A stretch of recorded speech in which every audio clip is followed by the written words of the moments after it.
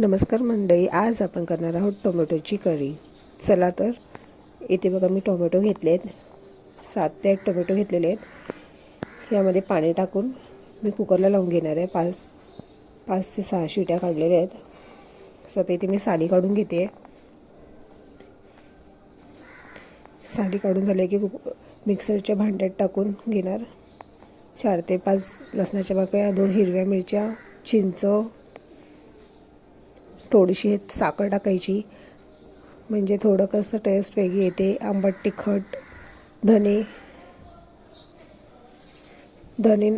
नसेल तर धनेपूड टाकली तरी चालेल। हळद 1 ते 1.5 चमचा, लाल तिखट,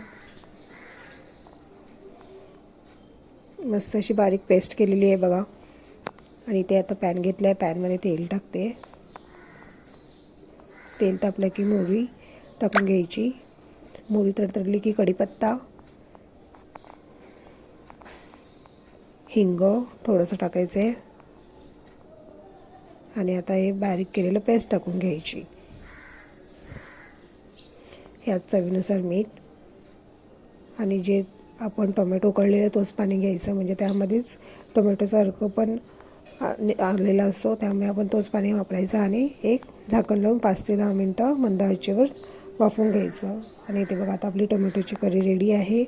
मस्त कोथिंबीरने गार्निशिंग केलेली आहे। सो तुम्हाला माझा चॅनल आवडला असेल, लाईक करा, सबस्क्राईब करा, बेल आयकॉनवर क्लिक करा आणि शेअर करायला विसरू नका। बघा इथे मस्त अशी टोमॅटोची करी रेडी आहे। चला तर मंडळी, या खायला। Bye bye. दिसते की नाही छान?